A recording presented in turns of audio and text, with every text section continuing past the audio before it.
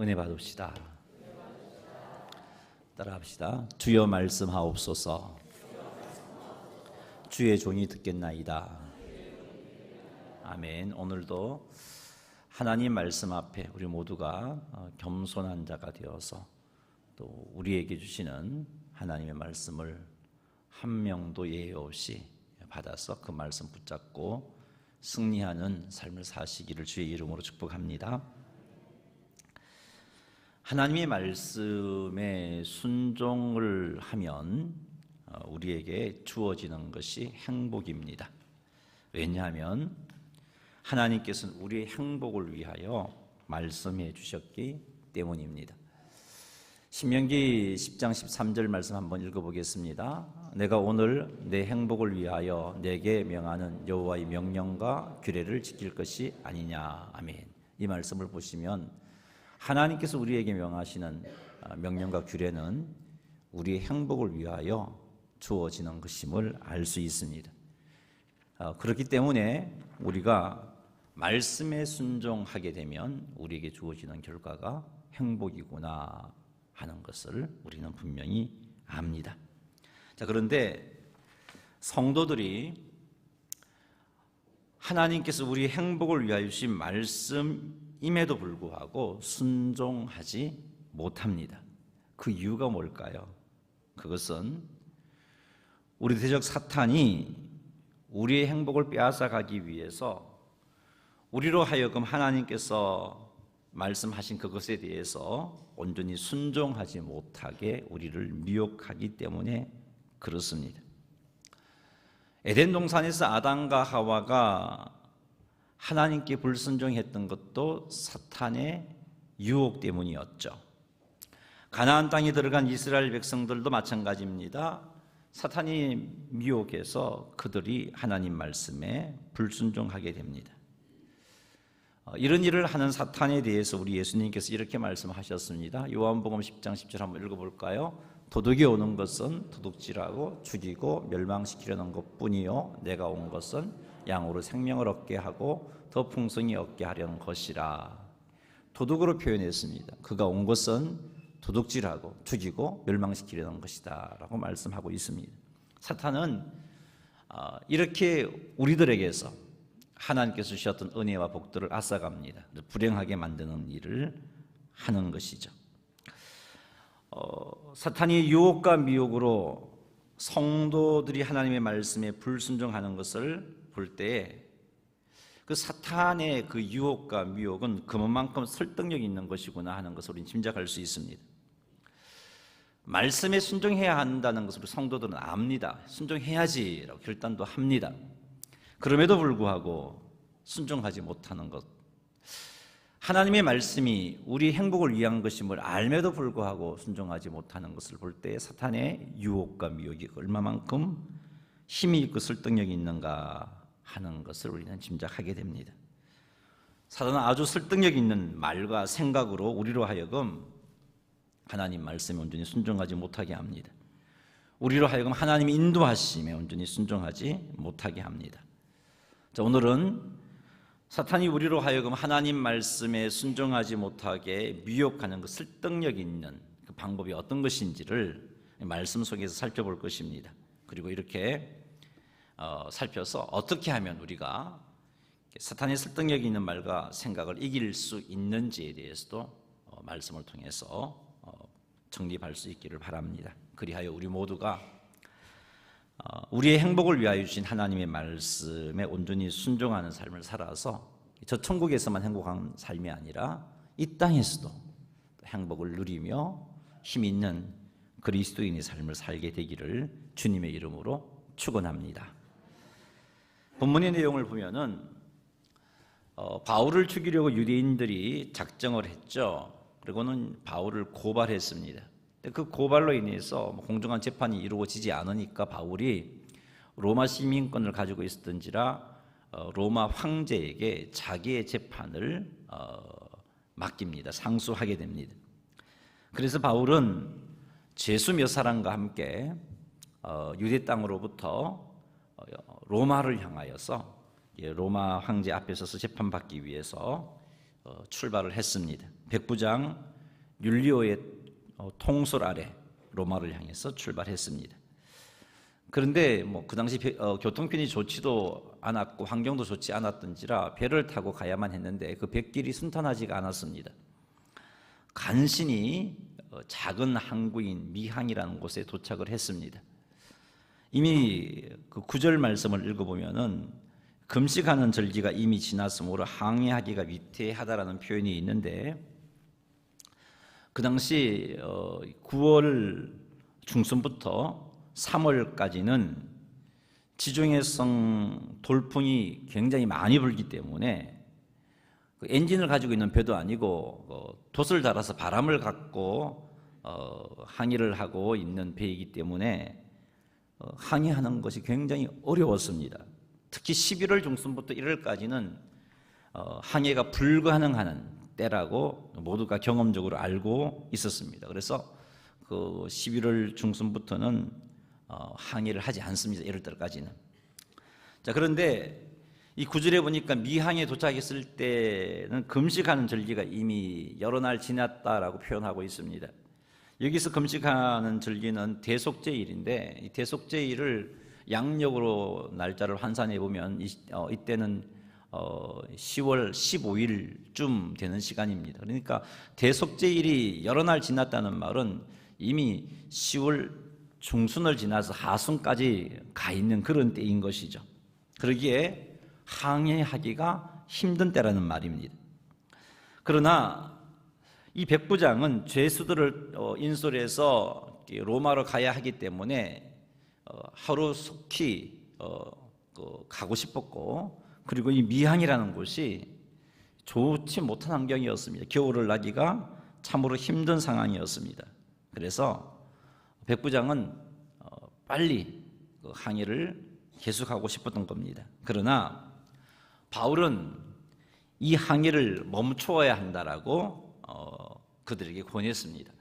사도행전 27장 10절 말씀 한번 읽어보겠습니다. 말하되 여러분이여, 내가 보니 이번 항해가 화물과 배만 아니라 우리 생명도 타격과 많은 손해를 끼치리라 하되 아멘. 바울은 이번 항해로 화물도 잃고 배도 상하고 뿐만 아니라 생명도 위태하게 될 것이니까 항해하지 말고 그냥 이곳에 겨울이 지나기까지 미항이라는 곳에 머물자라고 권면을 했습니다. 자, 바울은 어떻게 이번 항해로 생명이 위태한 그런 일들이 생길 것을 알았을까요? 어떻게 해서 배도 상하고 화물도 잃을 것이라고 알았을까요? 그것은 하나님의 인도함을 받았기 때문입니다. 하나님은 특별히 바울이 이번 기회를 통해서 로마 황제 앞에 가서 복음을 선언하기를 원하셨던 거죠. 그게 하나님의 섭리였습니다. 비록 유대인들의 고발로 로마 황제 앞에 서게 되었지만 그 모든 일들을 통해서 하나님은 로마 땅에 가서 로마의 최고 권력 앞에서 하나님의 복음이 선포되기를 원하셨던 것이죠. 그것이 하나님의 섭리였습니다. 그래서 하나님께서는 바울을 통해서 로마에 가서 안전하게 복음을 전하기를 원하셨기 때문에 일일이 바울을 인도해 주셨습니다. 그래서 항해 가운데 일어날 일들에 대해서도 하나님께서는 미리 바울에게 말씀해 주셨고, 그래서 그것을 통해서 이런 큰 위기를 모면할 수 있도록 그렇게 이끌어 가신 겁니다. 자, 이렇게 바울은 하나님의 인도하심을 알아서 백부장을 비롯한 선장과 선주에게 이번 항해는 하지 않는 것이 좋다라고 그렇게 권했습니다. 그러나 백부장을 비롯한 선장과 많은 사람들은 이런 하나님의 인도를 무시합니다. 이들이 바울을 통한 하나님의 인도하심을 무시한 이유를 살펴보면은 사탄이 우리들로 하여금 하나님께 불순종하게 하기 위해서 얼마나 설득력 있는 것으로 우리를 미혹하느냐 하는 것을 우리는 알게 됩니다. 이 말씀을 통해서 불순종하게끔 하는 사탄의 그 힘 있는 설득력의 모습들을 좀 살펴보고, 그래서 그런 일들이 우리에게 일어나면 하나님의 말씀 가운데 이게 사탄의 공격이다 분별하셔서 순종함으로 승리하는 성도님들이 다 되시기를 주님의 이름으로 축복합니다. 하나님의 말씀이 주어지면 그 말씀 앞에 온전히 순종하지 못하게 하기 위해서 사단이 쓰는 방법 가운데 하나는 경험을 내세우면서 하나님의 말씀에 순종하지 못하게 만듭니다. 사도행전 27장 11절 말씀 읽어보겠습니다. 백부장이 선장과 선주의 말을 바울의 말보다 더 믿더라. 아멘. 바울이 항해가 위태하니까 미항에 머물자 겨울을 나기까지 이렇게 백부장이 권했습니다마는 백부장은 바울의 말보다 선장과 선주의 말을 더 믿었습니다. 이건 너무나 당연한 행동이죠. 왜냐하면 이들은 경험 많은 사람입니다. 이들은 전문가입니다. 이들이 내린 결론이니 백부장은 이들의 말을 따를 수밖에 없는 것이죠. 당연하게 그렇게 해야 되는 행동입니다. 자, 이처럼 사탄은 우리들이 하나님의 말씀에 순종하지 못하게 할 때 너무나 당연하고 너무나 합리적이고 그래야만 하는 그런 이유들을 가지고 우리에게 다가섭니다. 하나님께서 우리에게 말씀하시는 것은 우리의 행복을 위해서라고 서론에서 말씀을 드렸습니다. 하나님께서 우리의 삶을 인도하시는 것도 우리의 행복을 위해서입니다. 특별히 하나님의 놀라운 은혜를 체험한 성도들이라면 우리는 이 사실을 온전히 믿어야 되고 하나님께서 내게 주신 말씀에 대해서 순종해야 합니다. 하나님의 인도하심에 대해서 우리는 분명히 순종해야 합니다. 자, 그때 사탄은 경험이라는 도구를 가지고 와서 우리를 공격합니다. 경험상 그 말씀에 순종했다가는 큰 어려움이 생길 거야. 경험상 그 말씀에 순종했다가는 큰 손해를 당할 거야. 이런 식으로 사탄은 우리로 하여금 하나님의 말씀에 온전히 순종하지 못하게끔 공격하는 것이죠. 가나안 땅으로 이스라엘 백성들을 인도하시면서 하나님께서 이스라엘 백성들에게 강조하고 또 강조한 것이 무엇이냐면 우상 숭배하지 말라는 것이었습니다. 그렇게 모세를 통해서 수없이 그런 이야기를 들었음에도 불구하고 이스라엘 백성들이 하나님의 은혜를 힘입어서 가나안 땅으로 들어가서 그 땅을 차지했습니다. 이제는 그 땅에 정착해서 농사를 짓기 시작했습니다. 그런데 농사 경험이 없는 그들입니다. 그러면 이 부분에 대해서도 하나님이 약속하셨잖아요. 너희들이 내 말을 온전히 듣고 행하면 적절한 비를 내리고 그래서 풍성한 수확을 거두게 하겠다고 약속해 주셨습니다. 그런데 이스라엘 백성들은 가나안 땅에 들어가서 농사를 짓는데 농사 경험이 없으니까 지금까지 그곳에 살고 있던 사람들, 농사를 지었던 사람들의 조언을 구합니다. 어떻게 하면 농사를 잘 지을 수 있을까요? 그들은 생각했습니다. 지금까지 하나님은 우리를 인도하셨지만 하나님은 우리에게 곡식을 씨앗을 뿌려서 농사 짓도록 인도하신 하나님이 아니고 목축을 잘하고 또 전쟁에서 잘 승리할 수 있도록 인도하신 하나님, 농사 경험도 잘 없으신 분이고, 그런데 이 가나안 사람들은 지금까지 이 땅에 살면서 농사에 대한 경험이 풍부한 사람이고, 그래서 하나님 말씀보다는 이들의 말이 더 좋겠다 싶어서 물어본 겁니다.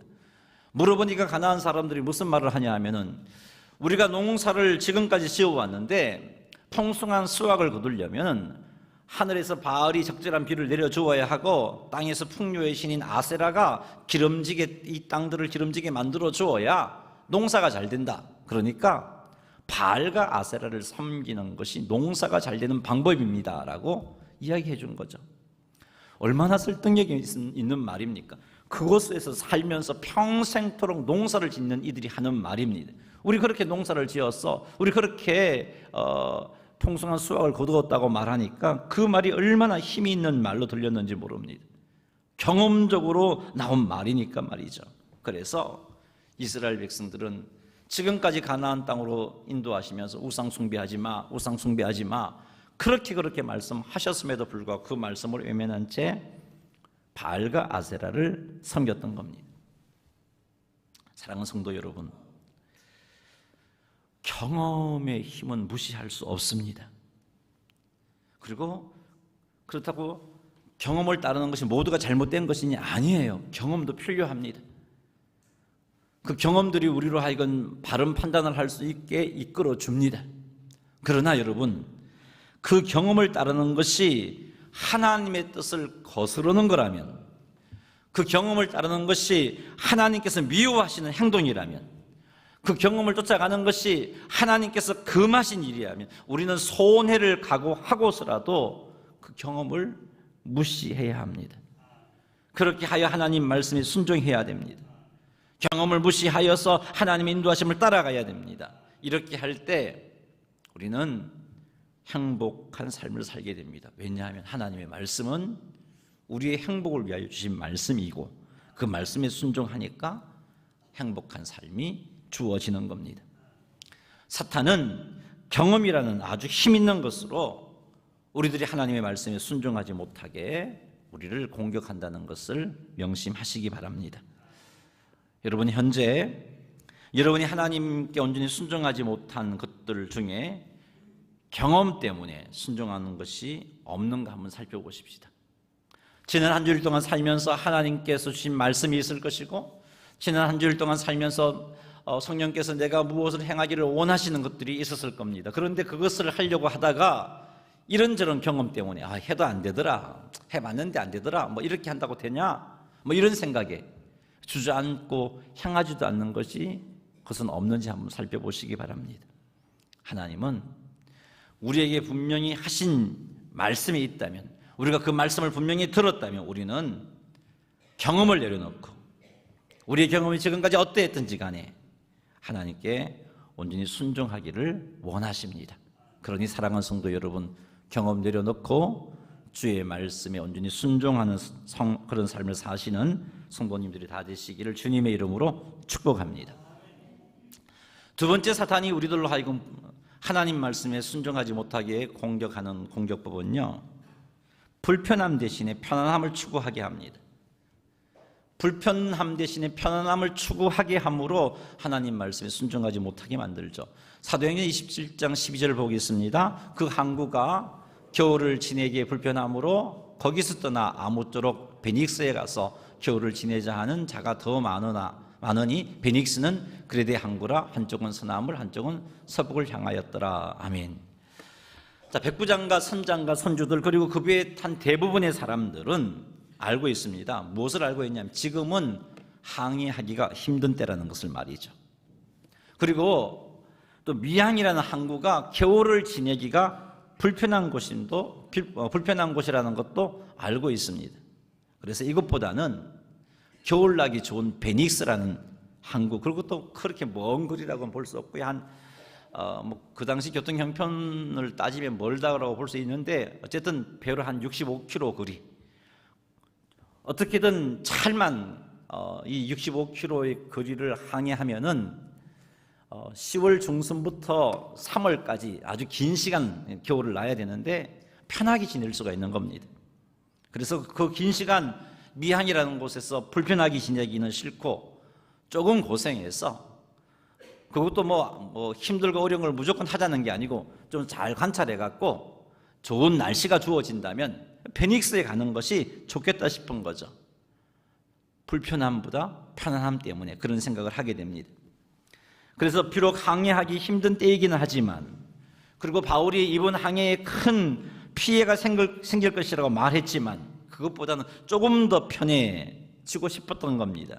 그래서 자꾸 합리화시킵니다. 항해를 할 수밖에 없는 이유를 만들어냅니다. 11월 중순에서 1월까지는 항해하기가 불가능하지만 지금은 아직 11월 중순이 아니잖아. 10월 말이고 아직 시간의 여유가 있으니까 항해가 불가능한 시기가 아니니까 잘만 하면 할 수 있어 라고 생각합니다. 날씨만 받쳐준다면 무리 없이 우리가 베닉스까지 갈 수 있어.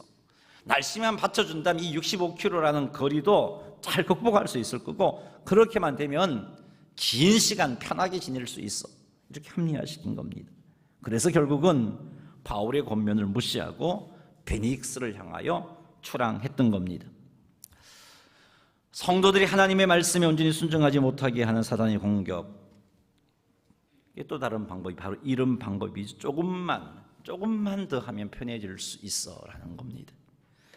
불편함 대신에 편함을 믿기로 하나님의 말씀에 순종하지 못하게 하는데, 그것도 완전히 순종하지 말라는 게 아니고 조금만 이런 생각에 사로잡히면 자기 합리화를 시킵니다. 내가 예수님을 안 믿겠다는 것이 아니고 조금만 내가 완전히 불순종하겠다는 것도 아니고 요거 조금만 더 하게 되면 더 편하게 질 수 있어요. 이 뒤에 조금 더 누린 뒤에 조금 더 편해진 뒤에 순종하겠다라고 합리화시킵니다. 그리고 결국은 하나님의 말씀과 인도하심에 순종하지 않은 거죠.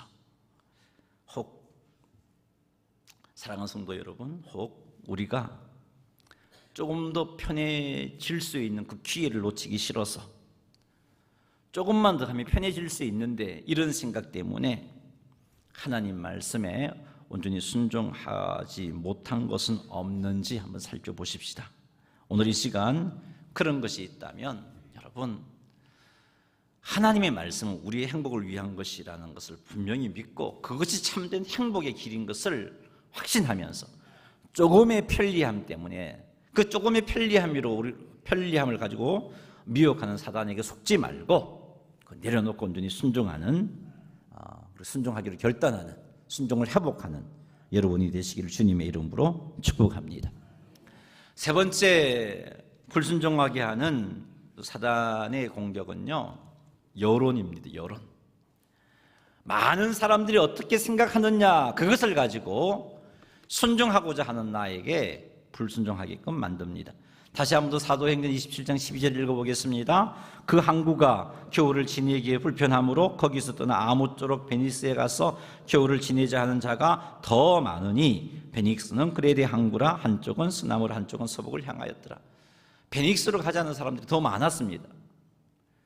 불편함보다는 편함이 좋으니까 많은 사람들이 베닉스로 가자고 했던 거죠.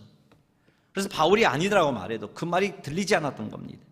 많은 사람들이 가자고 말했습니다. 그래서 항해 때가 아님에도 불구하고 바울이 입은 항해로 큰 피해가 있을 것이라고 말했음에도 불구하고 많은 사람들이 동의를 하니까 그것에 힘을 얻어서 다른 생각도 다 내려놓고 출항을 했던 겁니다. 사랑하는 성도 여러분, 많은 사람들이 동의하는 것에 대해서 반대하는 것 쉽지 않습니다. 굉장히 어렵습니다. 그 일을 하려면은 손해도 봐야 될 것이고 그 일을 하려면은 사람들의 손가락질 당할 수도 있습니다. 그럼에도 불구하고 많은 사람들이 동의하는 일이라 할지라도 하나님께서 금하신 것이라면 하지 않아야 하는 것이 성도의 삶입니다. 많은 사람들이 동의한 것이라 할지라도 하나님이 하라 하신 것이라면 행하는 그것이 성도의 삶입니다. 우리는 사람들이 어떻게 생각하느냐, 다른 사람들이 어떻게 생각하느냐, 그리고 얼마나 많은 사람이 그런 생각을 하느냐에 많은 마음을 줍니다. 그러다 보니까 하나님 말씀에 온전히 순종하지 못하고 넘어지기도 하고 비겁해지고 말을 해야 하는데 하지 않고 그냥 가슴에만 담아두고 그렇게 행동함으로 주의 말씀에 온전히 순종하지 못하는 그런 삶을 살게 되는 것입니다. 사랑하는 성도 여러분, 굉장히 힘이 있는 공격이죠. 하지만 여론이라 할지라도 그것이 하나님께서 금하신 것이라면, 하나님께서 기뻐하지 않는 것이라면, 하나님께서 명하신 말씀과 정반대되는 것이라면 여러분, 하나님을 믿는 믿음으로 그 여론을 극복하고 하나님의 말씀에 순종하는 성도님들이 되시기를 주님의 이름으로 축복합니다.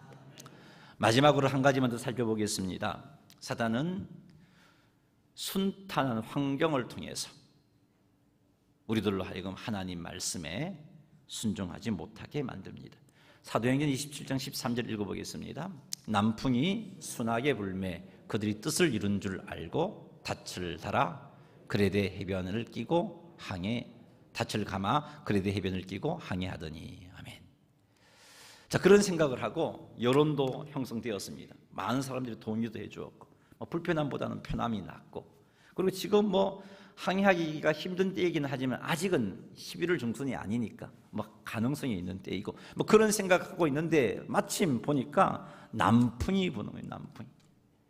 남풍이 순하게 불매 닻을 감고 돛을 띄우면 그 바람을 힘입어서 순적하게 65km의 거리를 항해할 수 있는 그런 환경이 되어진 거죠. 항해 경험이 많았던 선장이 보니까 틀림없고 선주도 보니까 틀림없다. 그래서 결국은 어떻게 합니까? 출항을 합니다. 여러분, 이게 얼마나 힘 있는 그런 도구입니까? 그러나 순탄함, 형통함이 하나님의 뜻으로 착각해서는 안 됩니다. 그래서 사단이 우리로 하여금 하나님께 불순종하게 만드는 무서운 공격의 한 요소라는 것을 아셔야 됩니다. 여러분, 요나를 잘 알고 있지 않습니까? 하나님께서 요나에게 사명을 주셨습니다. 사명을 주셔서 그 사명을 감당하라 그랬는데 요나는 그 니느웨에 가서 복음 전하는 게 싫었습니다. 그래서 하나님 명령에 불순종하려고 이제 항구로 가니까 니느웨가 아니고 다시스로 가고 싶었어요. 니느웨와 정반대 방향인. 근데 그곳에 가니까 때마침 다시스로 가는 배가 있는 거예요. 야, 이게 하나님의 뜻이다. 그럼 그 배를 탔다가 죽을 고비를 겪잖아요. 여러분, 순탄한 환경, 때로는 그것이 하나님 인도함일 수도 있습니다. 그러나 때로는 하나님 인도가 아니고 하나님의 말씀에 불순종하게 만드는 사단의 공격일 수도 있습니다. 그러니 순탄한 환경을 무조건 자기 합리화시키고 자기에게 유리한 쪽으로 해석을 해서 그것을 가지고 말씀에 불순종하는 쪽으로 사용하는 어리석음들을 내려놓으시기 바랍니다. 사단은 얼마나 교묘한지 모릅니다. 이런 방법으로 항상 우리들에게 하나님의 말씀에 불순종하게끔 공격할 것입니다. 그런데 이 모든 사탄의 공격에도 불구하고 이것을 극복하고 온전히 순종하는 삶을 살려면 하나님에 대한 온전한 믿음이 있어야 됩니다. 사도행전 27장 25절 읽어보겠습니다. 그러므로 여러분이요 안심하라. 나는 내게 말씀하신 그대로 되리라고 하나님을 믿노라. 바울은 하나님의 말씀을 온전히 믿었습니다. 하나님이 하신 말씀은 틀림이 없다는 사실을 믿었습니다. 이 믿음이 있었기 때문에 바울은 죽음의 자리인 줄 알고도 그 길을 가고 있었던 것입니다. 모두가 예루살렘에 가지 못하게 했습니다. 가면은 이렇게 어려운 일을 당하고 결국은 죄수의 몸이 되어서 죽게 될 거라고 예언까지 해주었습니다. 근데 그것들을 다 뿌리치고 하나님의 인도함이니까 이게 유익하고 하나님의 인도함이니 이게 내가 할 일이고 그래서 끝까지 순종했던 거죠. 하나님에 대한 온전한 믿음이 있었기 때문입니다. 바울이 로마로 가기까지 얼마나 많은 갈등이 있었겠습니까? 얼마나 많은 유혹이 있었겠습니까? 얼마나 강력하게 사탄이 그 일을 가지 못하도록 불순종하도록 했겠습니까? 그럼에도 불구하고 그 모든 것을 극복할 수 있었던 것은 하나님에 대한 온전한 믿음 때문입니다. 바울은 하나님을 온전히 믿었습니다. 비록 환경은 어렵고 살 소망이 없어 보였지만 하나님이 말씀하시니까 살 수밖에 없다라고 바울은 확신했습니다. 그래서 일어나서 많은 사람들에게 안심하라, 안심하라라고 말할 수 있었던 것입니다. 내게 말씀하신 그대로 이루어질 거니까 두려워하지 말아라. 살 소망을 잃고 있는 사람들이 그렇게 말할 수 있었던 것이고 바울 역시 로마를 향하여 그렇게 포기하지 않고 당당하게 나아갈 수 있었던 것입니다. 사랑하는 성도 여러분, 하나님에 대한 온전한 믿음을 가지십시오. 하나님의 말씀은 진리임도 믿으십시오. 하나님의 말씀은 우리의 행복을 위하여 주신 것임을 믿으십시오. 하나님이 우리에게 요구하시는 것은 당신께서 하기 싫은 일을 우리에게 시키기 위해서가 아닙니다. 하나님께서 우리에게 어떤 말씀을 하시는 것은 당신께서 우리를 괴롭히시기 위해서 하시는 것이 아닙니다. 우리의 행복을 위해서 하시는 말씀입니다. 당신의 외아들을 십자가에 죽이시기까지 우리를 사랑하시는 그분께서 무엇 때문에 우리를 힘들게 하고 무엇 때문에 우리를 괴롭히고 무엇 때문에 우리를 손해보게 하시겠어요? 아니란 말이죠. 우리의 행복을 위해서 말씀하십니다. 그래서 이 말씀을 믿으세요. 이런 하나님을 믿으시기 바랍니다. 하나님에 대한 이런 믿음이 있다면 사단이 제 아무리 그럴듯한 것으로 아주 설득력 있는 것으로 우리를 공격한다 할지라도 흔들리지 않고 중심 잡고 주의 말씀에 순종하는 삶을 살 수 있는 것입니다. 사단의 목적은 우리의 불행입니다. 아주 그럴싸한 것들로 우리를 미혹해서 불순종하게 만들어 불행하게 하는 것이 사단의 목적입니다. 아주 합리적이고 설득력 있는 것으로 우리로 하여금 하나님께 불순종하게 만듭니다. 그러니 합리적이냐, 얼마나 설득력 있느냐, 얼마나 힘 있는 것이냐, 그것 가지고 말씀을 저울질하지 말고 하나님의 말씀 앞에서는 다른 것들을 다 내려놓고 그 말씀이 나의 행복을 위한 말씀인 줄 믿고 그 말씀에 온전히 순종하는, 하나님을 온전히 믿는 믿음으로 그 인도하심을 온전히 쫓아가는, 그래서 행복한 삶을 사시는 성도님들이 다 되시기를 주님의 이름으로 축원합니다. 할렐루야. 찬송가 331장 찬양 드리겠습니다.